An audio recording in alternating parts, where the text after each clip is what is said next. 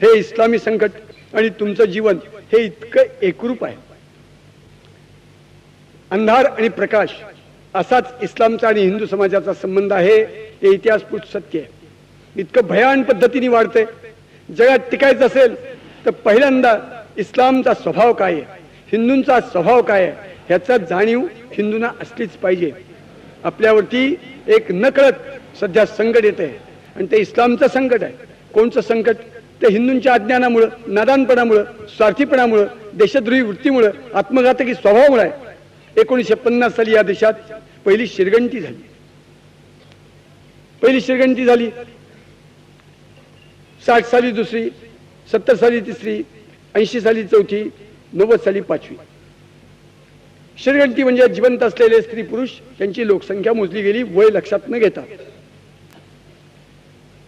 90 साली पाचवी शिरगंटी झाली.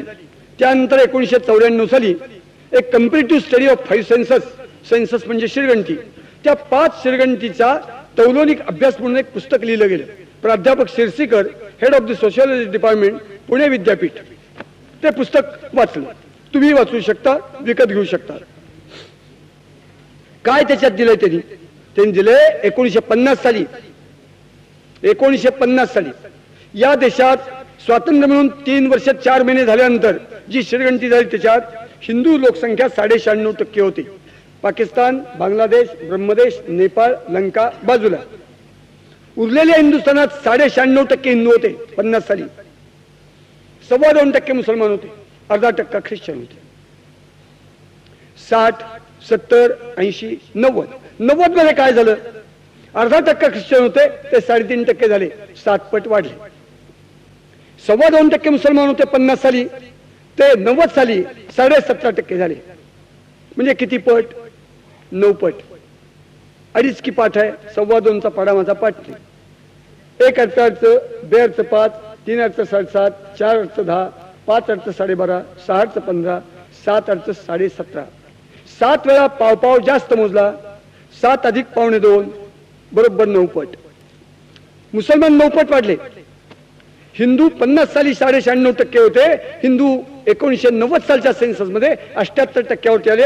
18.5% लोकसंख्या घसरली, खालती मातीत गेली. आजही अरे ज्यांनी 13 दिवसाचं मंत्रिमंडळ विरोध केला, 13 महिन्याचं मंत्रिमंडळ विरोध केला, तेच भडवे आता त्या देवासारख्या माणसाच्या भोवती सत्तेचा तुकडा मिळण्यासाठी गुळगुळ करून आहेत. सगळे पक्ष 23 पक्ष, नॅशनल कॉन्फरन्स सोडायचं, भारतीय जनता पक्षासकट 23 पक्ष.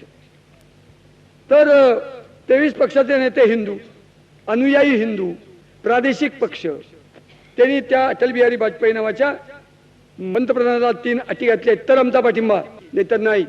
कोणची पहिले अट? मशीद पाडायची नाही, मंदिर बांधायचं नाही. म्हणजे तुमचा आमचा संबंध देश कसा मुसलमान नावाच्या अक्षाभूती हिंडतोय, म्हणजे शत्रुभूतीच आम्हाला खुटमळत पडावं लागतंय. दुसरं 317 कलम रद्द करायचं नाही. कशी आहे जात ही? हिंदू आहे ते. आणि तिसरं मुसलमानांचं कुटुंब नियोजन करण्याची भाषा बोलायची नाही. हे जे सगळे पक्ष आहेत त्याचे नेते अनुयायी शेण खात नाहीत, जिवंत आहेत. 50 साली 96% हिंदू होते, 78% आले. 2.25% मुसलमान होते, 17.5%, 9 पट वाढले.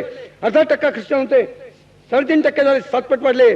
अरे अशीच वाटचाल 50 वर्षानंतर झाली तर कुठं जाईल गणित? कुठं जाईल गणित?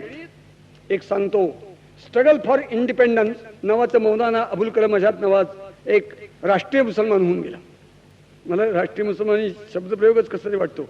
चकचकीत अंधार, काळाकुट्ट प्रकाश, मांसाहारी गाय, शाकाहारी लांडगा, पतिव्रता नटी, ब्रह्मचारी कुत्र, राष्ट्रीय मुसलमान झालं. तर त्यांनी स्वतःचं आत्मचरित्र लिहिले की मी स्वातंत्र्याच्या लढ्यात काय केलं. मी ते पुस्तक वाचून आता 40 वर्ष झाली. क्षणात त्यांनी काय सांगावं? हे माझ्या मुस्लिम बांधवांनो, मी काँग्रेसमध्ये आहे, तुम्ही मुस्लिम लीगचे आहात, तुम्ही नादान आहात, तुम्हाला अक्कल नहीं. अल्लाह ने तुम लोगों को कुछ भेजा दिया नहीं. बुद्धि नावाचा, अक्कल नावाचा, काही पदार्थ तुम्हाला अल्लाने दिला नाही, तुम्ही मूर्खपणा करता. अरे स्वतंत्र राष्ट्र पाकिस्तान तुम्ही का मागता? संबंध हिंदुस्थानमध्ये राहा. स्वतंत्र पाकिस्तान मागून स्वतःला सीमा घालून का घेता? एका तुकड्यात स्वतःला बंदिस्त का करता? मी तुम्हाला कळकळून सांगतो, तुम्ही मागताय त्या पाकिस्तानमध्ये ना अल्लाचं हित, ना कुराणाचं हित, ना मुसलमानचं हित, ना तुमच्या पक्षाचं कुणाचंही हित नाही. तुम्ही स्वतःला बंदिस्त करून घेताय. तुम्ही पाकिस्तान मागू नका, हिंदुस्थानमध्ये राहा. अरे काही काळानंतर प्रजावर व्हा, आपोआप हा देश तुमचा होईल, असं चक्क भाषण केलेलं आहे. Struggle for independence. आणि अशा माणसाला आपल्या देशाचे नेते, नॅशनल लीडर ऑफ काँग्रेस, आता तो कोण, शेख अब्दुल्ला त्याचा पोरगा नॅशनल लीडर आहे. असे नॅशनल लीडर, कल्पना करा. अरे ते कसं बोलतायत त्यांना कळतंय. ते जे बोललेत ते बरोबर गेले 27 वर्षात 2.25 चे 17.5 9 वाढले, अर्ध्याचे 3.5% 7 वाढले, हिंदू 8.5% घसरले. अजून 50 वर्षानंतर लक्षात ठेवा काय घडेल ते सांगतो तुम्हाला. त्यावेळेला मी असणार नाही. पण असंच जर चाललं ह्या देशाचं नाटक तर मातीत जाणार आहे. हिशोब काय होईल सांगू तुम्हाला. तोफा नको, तलवारी नको, बंदुका नको, रक्तपाल नको, कत्तल नको, विध्वंस नको, बलात्कार नको, अत्याचार नको, सत्यानाश नको, धर्मांतर नको. मुसलमान मूर्ख आहेत. मुसलमानांनी अशीच वाटचाल चालू ठेवावी आणि हिंदू असेच नादान सगळे वागत असतील तर 50 वर्षानंतर via through media ballot box मतदानाच्या द्वारांनी हा हिंदुस्थान अल्लाच्या नरड्यात जाणार. हे कळत नाही लोकांना. शरम नाही वाटत. असं बोलणारा संभाजी हा देशद्रोही असतो, हा जातीवाद पेटवतो म्हणतात. काय काय माणसं आहेत काय. अरे भारतमातेच्या पोटचे ही संतानं नाहीत, हे साप आहेत. मी बोलतोय त्या चिंतनाला विरोध करणं म्हणजे भारतमाता मारणारी कार्टी आहेत ही. इतकी नीच आहेत लोक. आणि कसं सावरायचं. लवकुशच जर म्हणत असतील की सीतेला रावणाने पळवून नेलं, रामचंद्र तुम्ही चूक करताय बरं का, तिच्या अंगाला ओरखडा सुद्धा पडू दिला नाही, फार आश्रमापासून ते त्याच्या लंकेपर्यंत भाडे खर्च न घेता त्यांनी घेऊन गेलाय, उलट कृतज्ञ राहिलं पाहिजे तुम्ही. ही बोलणारी कार्टी लवकुश म्हणली तर ती ठार मारली पाहिजे. असंच प्रभू रामचंद्र म्हणले असते. पण प्रभू रामचंद्र होऊन जाऊन खूप दिवस झाले. आता समाज विकसित झाला, प्रगती झाली, आपल्याला शिक्षण मिळालं, आपण शिक्षित झालो. मी सांगितलं शिक्षित समाज काय लायकीचा असतो ते. काय काय लायक माणसं का कोण. अरे लक्षात ठेवा, तुम्ही 100 कोटी नाही 200 कोटी व्हा. हिशोब काय असेल तो सांगतो. हो ते उदाहरण फक्त मलाच सुचू शकतं, कारण पोटात आग आहे, पोटात तडफड आहे की भारतमातेच्या कपाळाचं स्वातंत्र्याचं हिंदुत्वाचं कुंकू टेकलंच पाहिजे. जगाचा बाप म्हणून हिंदू राष्ट्र उभं राहिलंच पाहिजे. कसं आहे सांगू का. इस्लाम आणि तुम्ही कसे आहात ते. 1000 बेडका आहेत, भले 1 किलो वजनाची, आणि 1 अजगर आहे. अजगराच्या पुढे प्रश्न काय आहे, किती दिवसात माल संपवायचा आहे. 1000च्या ऐवजी 10,000 बेडका असू देत, अजगराच्या जीवाला धोका नाही. 1000 उंदीर आहेत 2-2 किलो वजनाचे, आणि समोर बोका आहे. बोक्याच्या जीवाला धोका नाही.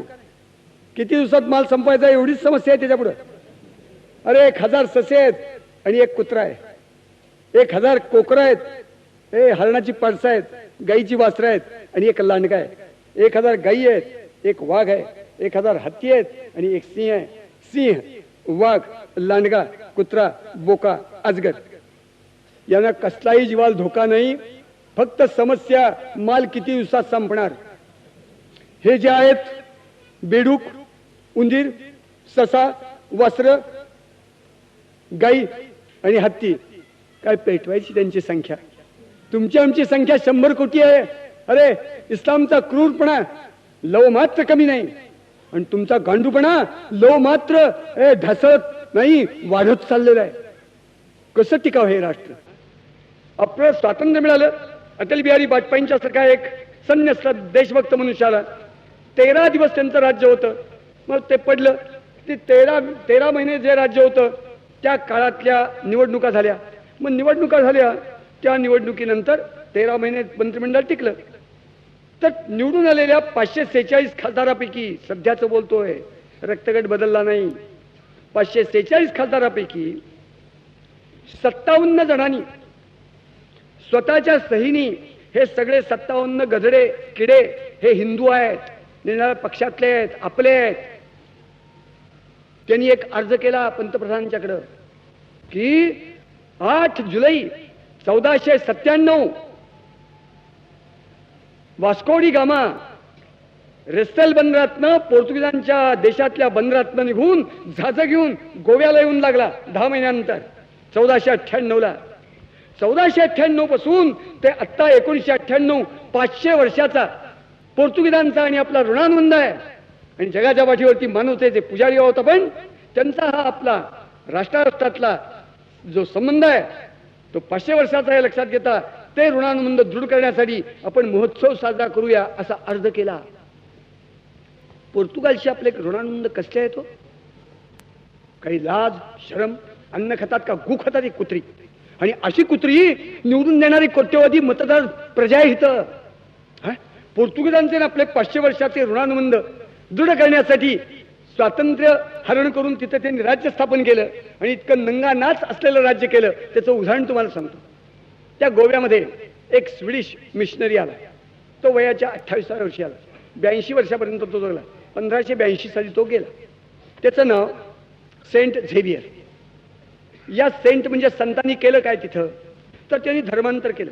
आत्ता जे गोव्यामध्ये 69% लोक ख्रिश्चन आहेत त्याचं श्रेय त्याला आहे. तो मेला, त्याचं थडग आहे.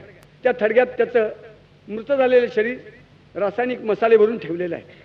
तो काय करत असे तर तो हिंदूंना धाक दाखवून नाना क्लुप्त्या करून फक्त ख्रिश्चन करत असे.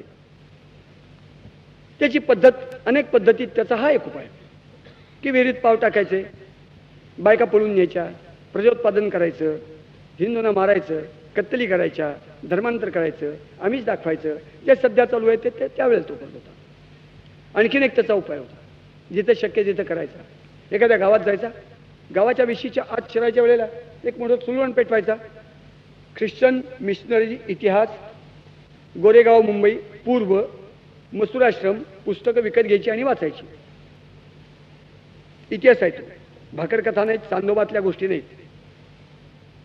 तो चुलवण पेटवायचा.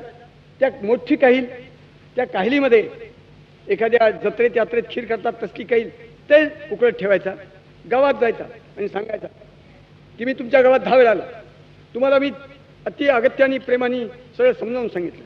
तुम्ही जर माझं नाही ऐकाल तर येशूची मला आज्ञा आहे की तुम्हाला देहदंड मला द्यावा लागेल. तर ज्यांना जिवंत राहून मनुष्य म्हणून जगायचे त्यांनी मुकाट्याने आज धर्म स्वीकारायला तयार व्हा. न व्हाल तर मी कोणत्या टोकाला जाऊ शकतो ते मी तुम्हाला दाखवतो. म्हणून त्याच्याबरोबर गुंड असायचे 5-25. ते भडवे एकाला कोणाला तरी उचलायचे आणि त्या कढईत टाकायचे, उकळत्या कढईत. आणि ते तळलेलं पाहून घाबरायची प्रजा आणि गावच्या गाव आम्ही ख्रिश्चन होतो पण आम्हाला मारू नका असा प्रचार केला. अशा भडव्याचं प्रेत मसाले भरून ठेवलेलं आहे गोव्यात. पुढं सांगतो गंमत. त्याची यात्रा भरते दरवर्षी. ख्रिसमसच्या वेळेला, नाताळच्या वेळेला 10-10 लाख लोक जातात. त्यातले 90% हिंदू असतात. मिरजेच्या दर्ग्याला नाही का आपण, नांद्रेच्या दर्ग्याला नाही करत, गावातले गुरुस नाही का आपण करत. ते एकनाथ म्हणलेत ना, दावल मलिकाची पूजिती गदा वर्षातून फकीर होती एकदा, जवळ ढोला होता थंडा खाती मलिदा तुर्काचे खरकटे. अजूनही गावोगाव कुत्र्याच्या मुतीनी हिंदू त्यांचे उरुस करतात. अरे 33 कोटी देव पालथे पडले. काय लाज नाही, शरम नाही, काही नाही.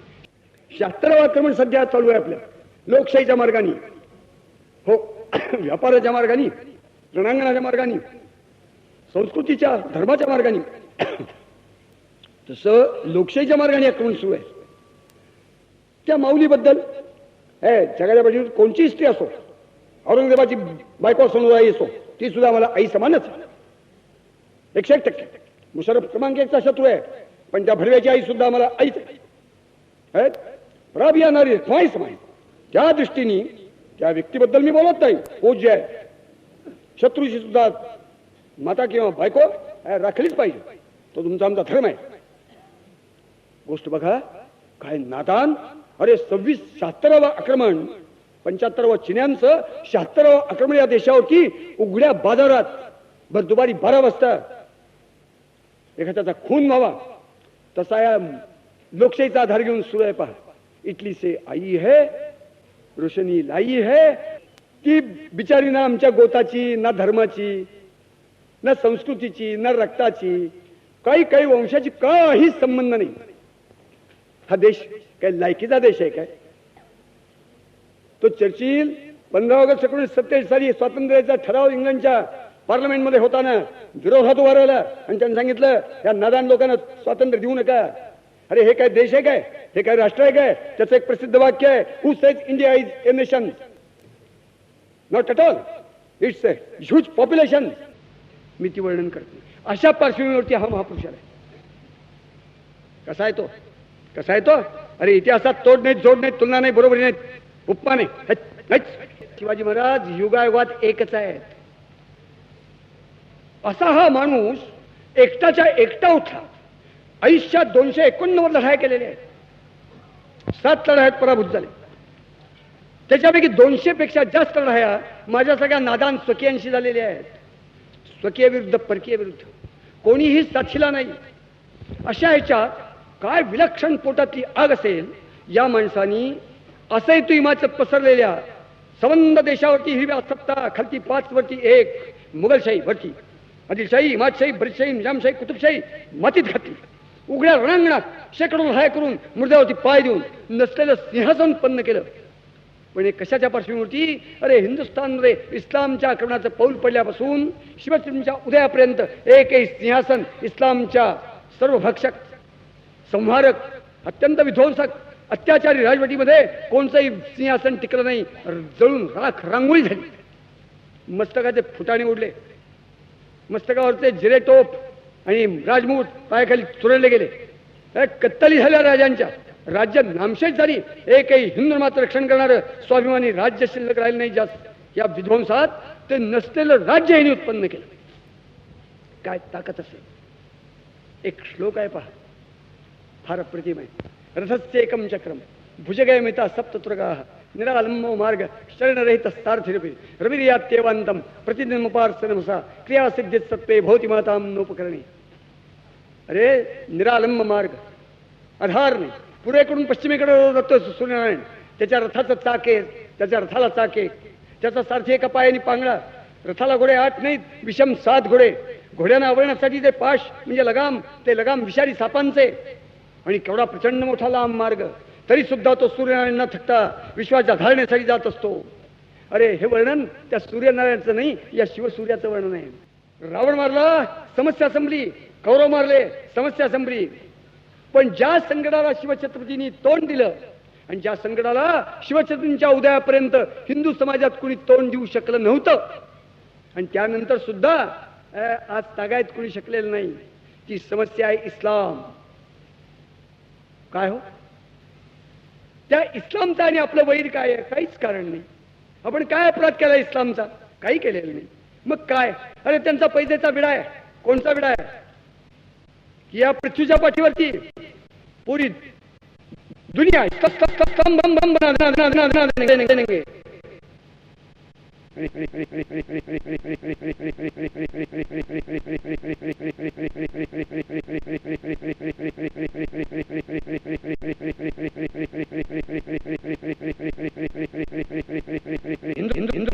हिंदुस्तान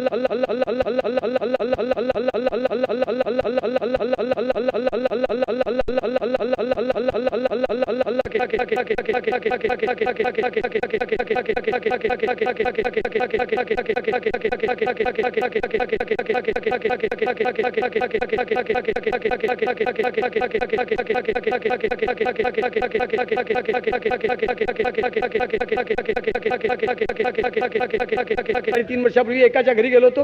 7:30च्या 7च्या बातम्या लागल्या होत्या. टीव्हीवरती दाखवलं की 100 कोटी लोकसंख्या ओलांडली आणि पहिला जी बालिका जन्माला आली तिचं लहान चित्र दाखवलं आणि पुढे एक वाक्य सांगितलं. काय वाक्य सांगितलं की हिंदुस्थानमध्ये अशी बालकं दर मिनिटाला 4236 जन्माला येत आहेत सरासरी. काय भयान, किती प्रचंड मोठी लोकसंख्या. म्हणजे याला उपमा द्यायची झाली तर फक्त सागराचीच उपमा देता येईल. हा मानवी सागर असा येतो हिमाचल पसरलाय. पण ज्या सागराची उपमा दिली तो हिंदू महासागर असो, गंगा महासागर असो, सिंधू महासागर असो, अंटार्क्टिक महासागर असो, पॅसिफिक महासागर असो, अरे सागर इथून तिथून एक. खरं ब्रह्मदेवाच्या बाचा बाप जरी प्रयत्नाला लागला आणि 100 कोटी वर्ष प्रयत्न केला तर या पसरलेल्या पाण्याच्या सागरात त्याला गोड्या पाण्याचा कण सुद्धा शोधून सापडणार नाही. ही सागराची कमजोरी आहे. तीच कमजोरी हिंदू समाजाच्या मानवी सागराची आहे. असं आहे तो हिमाचल 100 कोटीचा मानवी सागर आहे. अरे पण ज्याला देशभक्त म्हणावं अशा लायकीचा माणूस नाही आमच्या. तुम्ही म्हणाल तुमच्याबद्दल काय? हो, या संभाजी विनायकराव भिडेबद्दल बोलतो. शिवछत्रपती संभाजी महाराज या कसोटीच्या दगडावरती जसं सोनार काय कस आहे सोन्याचा म्हणून असं घासून पाहतात. यांच्या जीवनाच्या कसोटीच्या दगडावरती संभाजी विनायकराव भिडे तोंड फाटेपर्यंत बोलतोय. या नालायक माणसाचं सुद्धा देशभक्ती धर्मभक्तीचं सोनं घासून पाहिलं तर अरे कुत्र्याच्या वाळक्या लेंडका इतकी सुद्धा लायकीची माझी देशभक्ती धर्मभक्ती नाही असं सांगावं लागेल. इतके निसुक अवलादीचे आपण सगळे जण. काय रोज होणारे माय बहिणींच्यावरचे बलात्कार, काय लाचलुचपत, काय घोटाळे, काय बदमाशा. अरे देशात जिवंत असल्यापैकी काही नेत्यांच्या संपत्त्या परकीय बँकात नेऊन ठेवलेल्या आहेत. एक दिवस असा ऐकू येत नाही. वर्तमानपत्र काढा, काय लायकीचा देश. अरे माता भगिनींच्या शिलावरती दरोडा पडतो, त्याची शून्य सुद्धा लाच, खंत, खेद किंवा चीड, संताप नसलेल्यांचा देश. जे आपल्या आया बहिणींची अब्रू सुरक्षित राखू शकत नाहीत ते मातृभूमीची अब्रू, तिच्या शिलावरती तिच्या सीमावरती पडलेले दरोडे कधी त्यांना संतापजनक वाटत नाहीत. 55 वर्ष धिंडवडे त्यात भारतमातेचे तुम्ही पहा. 100 कोटी लोकसंख्या, 28 लक्ष सेना. अमेरिकेचे गुप्तचर संस्थेनी परवा टुडे इंडिया टुडे नावाचं एक साप्ताहिक निघतंय, क्वचित मिळाल तर वाचतो. तुम्ही म्हणाले खुलं इंग्लिश वाचते का? इंग्लिश येणं याच्यात अक्कल लागत नाही. इंग्लंड अमेरिकेमध्ये वेड्यांच्या इस्पितळातले लोक सगळे इंग्लिश बोलत आहेत. वाचा काय लिहिले त्यांनी. 28 लक्ष भूदल नौदल वायुदल सेना आहे. असेल असलेच पाहिजे. 28 काय 1 कोटी 28 लक्ष असले पाहिजे असं माझं मत आहे. हा, त्याशिवाय हे कशीच चिरता येतील सगळी कुत्री जगातली. तर एवढी सेना, पण काय दिसतं, काय दिसतं, काय काय शरम नाही, लाज नाही, काही नेते काय. मी मगाशी ते बोललो ना की अरे ज्याला हृदयाशी धरावा, आदर्श मानावा असा नेता नाही आहे आमच्या दोन. निस्वार्थ, निष्कलंक, निर्भय, निस्सीम, निर्वैर, फक्त देशासाठी जगावं आणि देशासाठी मरावं. जगावे मातृभूसाठी, मरावे मातृभूसाठी, झिजावे मातृभूसाठी, जळावे मातृभूसाठी. आम्हाला वेळ हे जे जात उत्पन्न केली त्या जातीचा त्या गोत्रातला एक मनुष्य नाही. आई हवी म्हणून सोडीन जीव आहे का असा ज्याचा ध्यास आहे असा लोकसभेत विधानसभेत एखादा दाखवा, जीप तोडून तुमच्या जवळ येईल, देहाची पायघडी घालीन. आणि अशी जात जोपर्यंत उत्पन्न होत नाही तोपर्यंत देशाला भवित उभे नाही. या देशाची आत्ताची जी परिस्थिती आहे त्याला कारणीभूत कोण आहे? त्याला कारणीभूत महाराष्ट्र आहे. 101% महाराष्ट्र आहे. दुसरं कोणीही कारणीभूत नाही आहे. काय स्थिती? एखादं पाखरू रात्रीच्या वेळेस, संध्याकाळची वेळ झाली, सूर्य मावळतीला चालला, असं झपाझपा नवीन सोडायला शिकलंय, त्याचं घरटं दूर आहे, चाललंय. तेवढं एखादा भैरी ससाण्याची टोळी यावी आणि त्या पाखराचं भक्ष्य म्हणून पाठलाग करावा, त्याच्यात सुटका व्हावी म्हणून जंगलात कुठेतरी शिरून एखाद्या फांदीच्या आडुशाला ते काळीज सशाचा ताण काढल्यानंतर, कुत्र्याने ताण काढल्यानंतर सशाचं काळीज असावं, तसं त्या फांदीत बसावं. और हिंदुस्तानची स्थिती अशी, हिंदुस्तानचं वर्णन आहे, हो गई रिहाई किसी मुसीबतों से, रात अंधेरी है अशिया नजर नहीं आती. जगात किंमत काय? तो अनिस, तो इब्राहिम, तो कातुरची, ही कुत्री. अरे जगात कुणी भीक घालत नाहीये आपल्याला. आपण एखाद्या बहिरी ससाण्याने पाठलाग केलेल्या पाखरासारखे सगळ्या राष्ट्रांच्या पुढे आहोत. अमेरिकेचं जणू काही हिंदुस्थान गुलाम राष्ट्र असल्यासारखे आपले पंतप्रधान सकट सगळे त्यांचं हो हो म्हणतायत. तो चीन कसा, तो इस्रायल कसा, तो जपान कसा, तो जर्मनी कसा, इंग्लंड कसा, फ्रान्स कसा, आणि आम्ही कसे? हे काय आहे? हे हिशोब बदलले तर देश टिकणार. आणि देश टिकवणारी जात उत्पन्न करण्यासाठीच ह्या स्त्री शिवपृष्ठांचा जन्म आहे. हा माणसांचा समुद्रासारखा असणारा समाज देशभक्तांचा समुद्र बनवण्यासाठी श्री शिवपृष्ठांची वाटचाल आहे. गंध सुवर्णे फलमिक्षुकांडे नकारी पुष्पम खलु चंदनेशु विद्वान धनाढ्यो नतु दीर्घजीवी धातु पुरा कोपिन बुद्धिदो. काय सांगावं? अरे सोन्याला सुगंध असत नाही. त्या कवीने सांगितलं की भगवंतानी सृष्टीत सोन्याला इतकी अमौलिकता कुणाला दिली नाही. सोनं सगळ्यात मौलिक, पण त्याच्यात एक पात्र मारून ठेवली कोणची? त्याला सुगंध नाही. एक 100 टन वजनाची मोगऱ्याच्या फुलाचा पर्वत आणि एक 100 तोळे सोन्याचा एक गोळा. तुमची सगळ्यांची स्पर्धा लावली. जो पहिला येईल त्यांनी या दोन्हीपैकी काही घ्यावं, पूर्ण स्वातंत्र्य. जो पहिला येईल त्याला मी जरी आग्रह केला 100 वेळा पायावरती लोटांगण घेऊन की तू अरे या 100 टन वजनाच्या मोगऱ्याच्या फुलापासून अत्तर काढशील, व्यापार केलास तर पैसा मिळवशील, सुगंध सुगंध सुगंध जीवन होऊन जाईल, तू हे घे ते घेऊ नकोस. तो म्हणेल संभाजी फार शहाणा आहेस, गब्बस, तेच घेतो. हे काय पेटवायचे ते फुलं? सुगंध आहे की? हा, सुगंध नसल्यास सोनं घेतो.